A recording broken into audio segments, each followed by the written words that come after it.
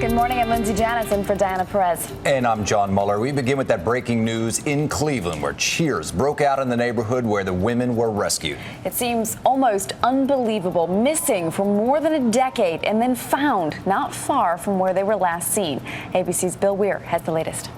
The posters have been part of Cleveland's landscape for a decade. The weathered or tattered ones replaced again and again by families who refuse to give up, who refuse to stop praying for a moment like this. Help me, I'm Amanda Berry. You need police, fire, or ambulance? I need police.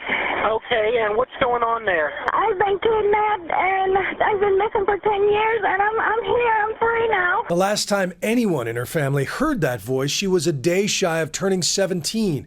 Called her sister to say she was catching a ride home from her job at Burger King, and then she vanished. That was the last I ever heard from her, not an answer after that. She is 27 years old and free, thanks in part to police who got an ovation on this Cleveland street, and thanks in large part to a passing neighbor named Charles Ramsey. And they see this girl, and she just going nuts on the door, so we had to kick open the bottom. Luckily on that door was aluminum, it was cheap. And she climbed out with her daughter. That's right. He said Amanda escaped with her daughter. When these girls were abducted, that they went into this environment with a person or persons and probably were held against their will for a period of time, but then that world becomes their reality.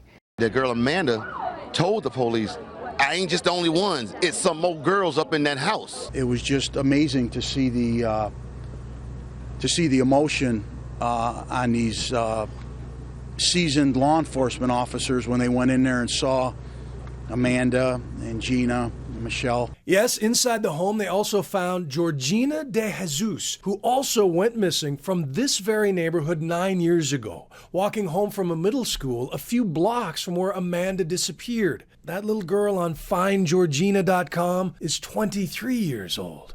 And they also found Michele Knight, who went missing in 2000. We're in the process of evaluating their medical needs. They appear to be in fair condition at the moment. We love you, Amanda!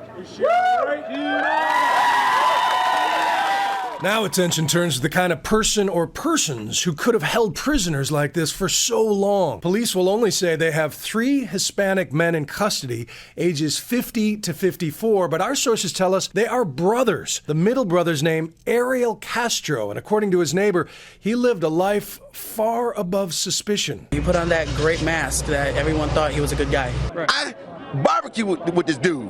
We eat ribs and whatnot and listen to salsa music. You see where I'm coming from? Yeah.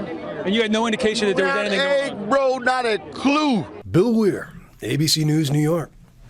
Family members say they never gave up hope of finding the girls, and they can't wait to hold them close once again. We will find out many more details on this amazing case as a police news conference takes place later on this morning. Yeah, that's set for 9 o'clock. Just fascinating. Really touching how the neighborhood is just completely ecstatic, jubilant that these women were found. Naturally, they would be, but coming out and cheering and clapping, and that hero guy we just saw there who answered the call when he found that woman in distress, and the neighborhood really pitched in. Knocked down the door to help her get out, and she emerged and went to his house where she used his cell phone to call the police. And neighbor after neighbor says that they had no clue this was going on for over a decade.